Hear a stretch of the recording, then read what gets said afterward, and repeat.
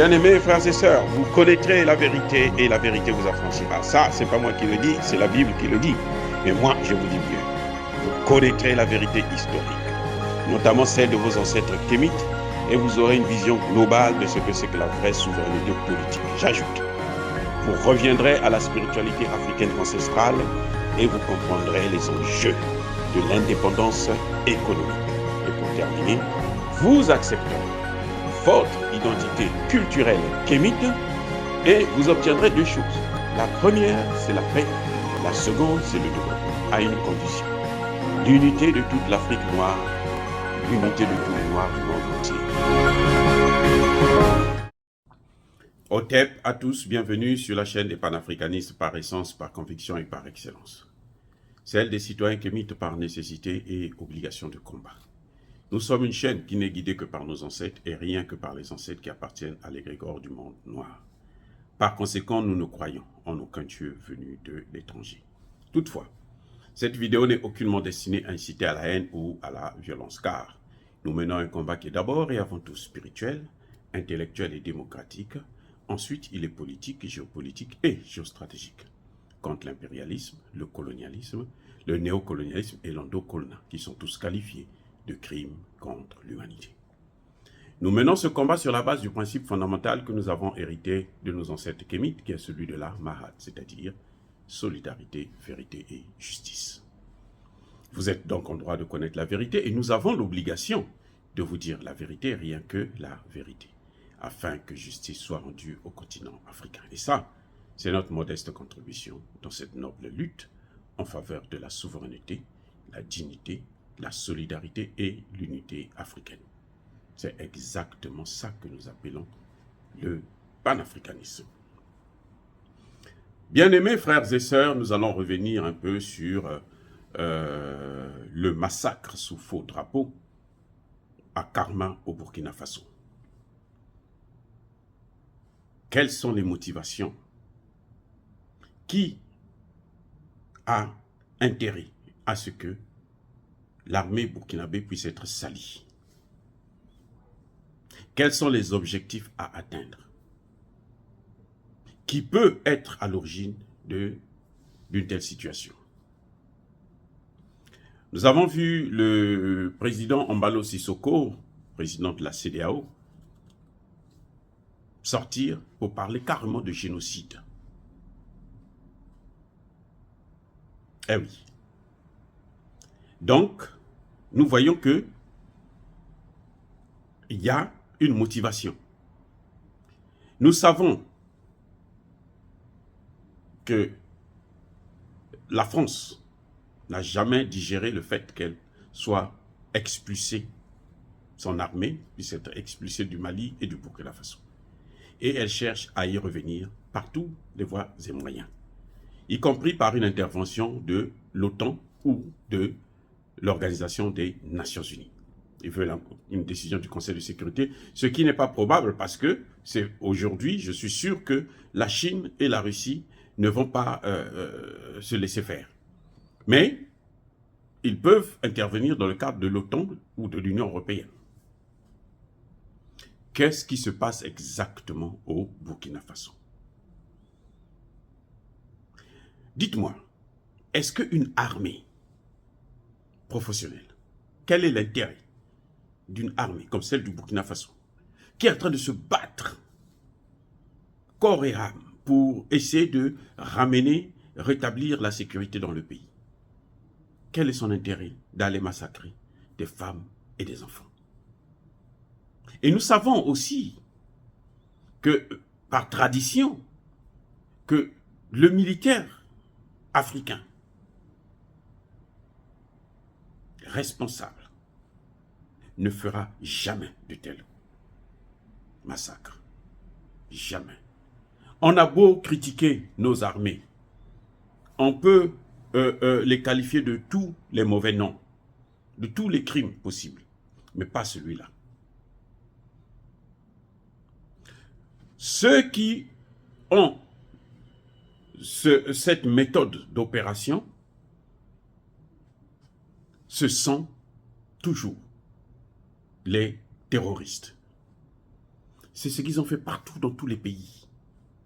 Là où le terroriste a frappé, ça se passe toujours comme ça. Parce que eux, l'objectif, c'est mettre la terreur. On a vu un député français parler de massacre de l'armée. Donc, il faut intervenir. L'Europe doit intervenir. Ah bon? Mais quand il y a eu les massacres, 14 000 personnes dans le Donbass entre 2008 et 2014, il n'y a pas eu l'intervention de l'Europe, il n'y a pas eu de massacre. Non, non, non, ça, ils n'ont pas vu ça. Il y a la guerre en Ukraine. Il n'y a pas eu l'intervention. Chez eux, c'est là où il y a les plus faibles. Et ce sont eux-mêmes qui apportent la guerre. Le terrorisme est venu, je vous le rappelle, en Afrique, au Burkina Faso, au Mali, par l'œuvre de la France et des États-Unis et des autres pays de l'OTAN. Ce sont eux qui sont allés tuer Kadhafi, détruire la Libye, et ils ont déversé tous ces terroristes dans le reste du Sahel et du golfe de Guinée. Parce que c'était leur plan, c'est leur objectif. Maintenant, ils ont vu que le Mali résiste, le Burkina Faso résiste, on les a expulsés, ils cherchent un moyen pour revenir par la fenêtre, pour continuer l'œuvre, c'est-à-dire la colonisation, en tout cas accélérer la colonisation. Le député français, un député français, comment on l'appelle, la Juvin, il est depuis Bruxelles, il déclare que l'armée française a massacré, et plutôt l'armée burkinabé a massacré des gens. Nous devons aller protéger ces populations.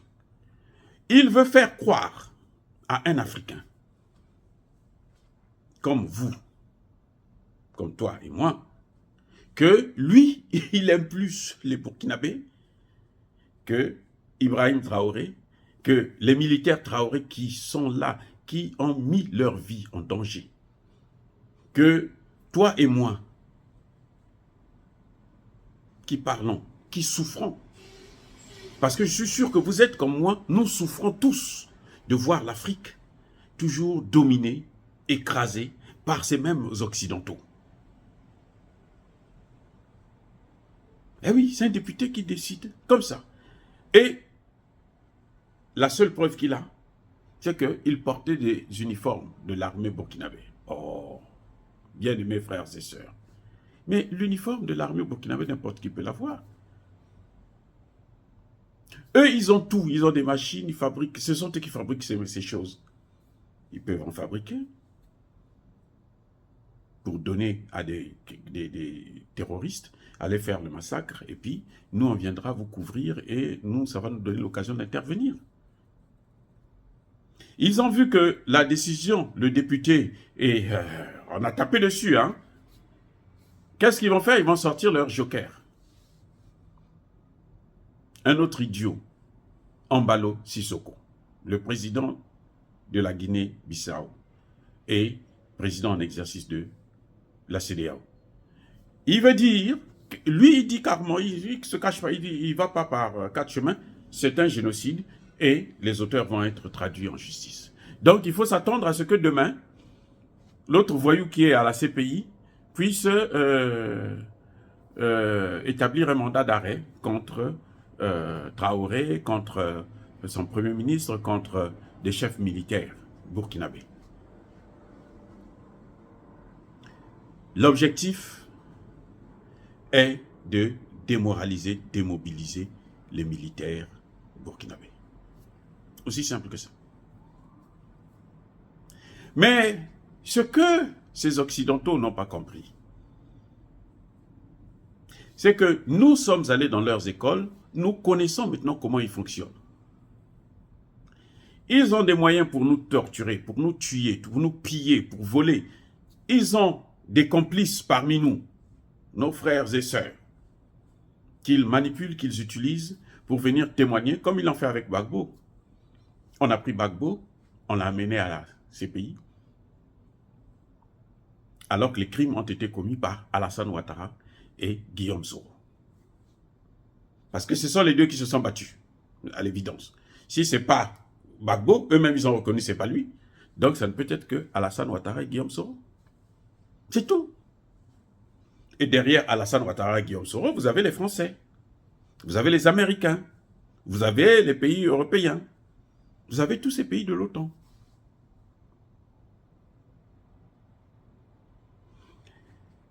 Et ils ont le chic de renverser la vapeur. C'est-à-dire que celui qui est le criminel, c'est celui qu'on on jette des fleurs, on glorifie, et la personne honnête, c'est celle-là qu'on qualifie de criminel, jusqu'à ce qu'ils obtiennent leurs objectifs. Quand ils ont vu que Alassane Ouattara leur a tout donné, la Côte d'Ivoire leur appartient maintenant, qu'est-ce qu'il faut? Ils libèrent Gbagbo.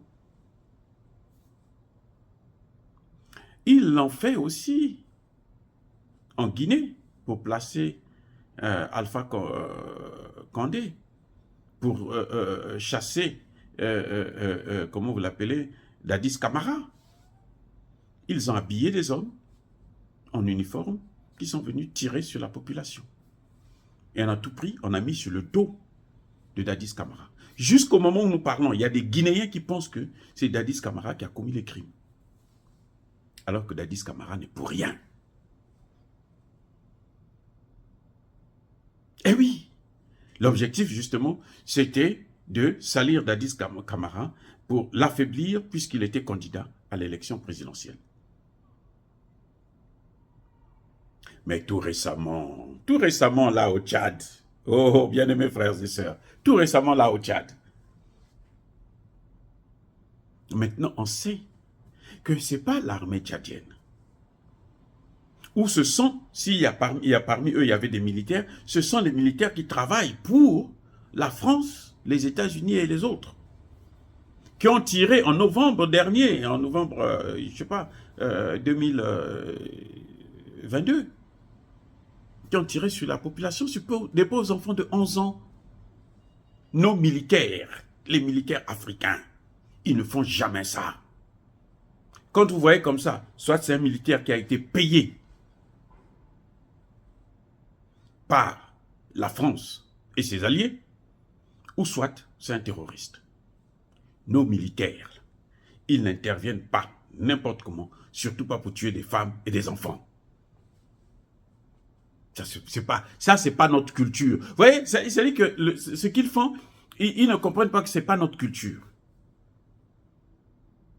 Ils ont fait avec le Tchad. Et depuis, vous avez entendu les opposants là parler, les succès Masra et autres. Non, vous ne les entendez pas. Venir dire, expliquer maintenant la réalité. Ils sont confus, ils se ferment la gueule. Ils ferment leur gueule maintenant parce qu'ils savent que on les connaît. Ce n'est pas Idriss Déby qui a tiré, qui a demandé à ses militaires ou ses policiers de tirer sur des petits-enfants de 11 ans. Ce n'est pas Idriss Déby. Ce n'est pas vrai. Ce sont les mêmes Occidentaux. Ceux qui ont tué Kadhafi, ce sont ceux qui ont fait ça. Ceux qui ont détruit la Libye, ce sont ceux qui ont fait ça.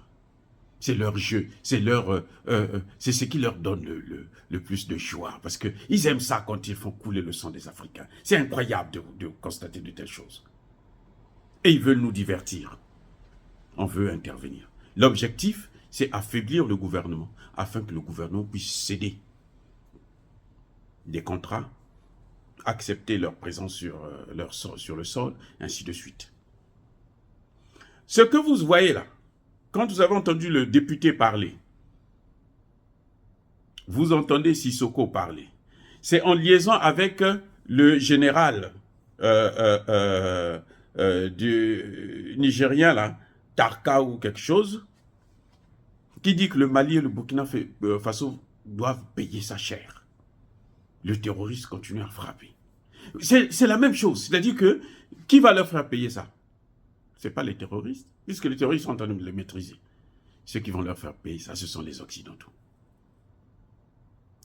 La force de ces Occidentaux, c'est qu'ils ont toujours, parmi nous, jusqu'aux chefs d'État, comme Ombalo Sissoko, aujourd'hui on le voit, jusqu'aux généraux, comme le général Tarka, jusqu'aux soldats, parfois des militaires, qui sont là justement pour faire la sale besogne, pour le compte des Occidentaux. Ils en trouvent toujours parmi les Noirs, parmi les Africains, dans toutes les catégories sociales. Ils en trouvent, et ce sont ceux-là qu'ils utilisent pour faire le travail, pour continuer à nous maintenir dans cet enfer. Mais, qu'ils sachent que la jeunesse africaine ne se laissera plus faire. C'est un combat qui va encore durer longtemps. Mais nous sommes prêts à aller jusqu'au bout contre ces gens qui nous font perdre notre dignité, qui veulent nous écraser et qui nous pillent tout ce qui nous appartient. Dire cela, c'est inciter à la haine ou à la violence? Non. Yabakole Hervé, Yamalebe. Encore une fois, bien-aimés frères et sœurs, je persiste et je signe. Soyez bénis, abondamment bénis par le Dieu des Kémites. Mais que tous ceux qui persécutent le continent africain, tous ceux qui ont commis ce massacre et leurs complices occidentaux, qu'ils soient noirs, qu'ils soient burkinabés, qu'ils soient blancs, qu'ils soient chinois, qu'ils soient arabes, qu'ils soient russes, qu'ils soient indiens, qu'ils soient punis, maudits, foudroyés par le Dieu des Kémites et par nos ancêtres angélisés. Vive l'Afrique éternelle, j'ai dit et j'assume.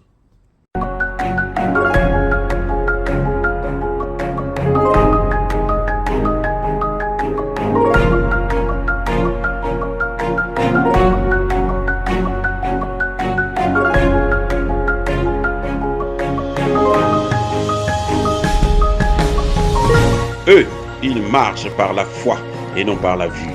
Mais moi, je vous conseille vivement de marcher par la connaissance scientifique et historique, notamment celle de nos ancêtres kémites, par les 5 sens et par l'intelligence. À vous, Apia.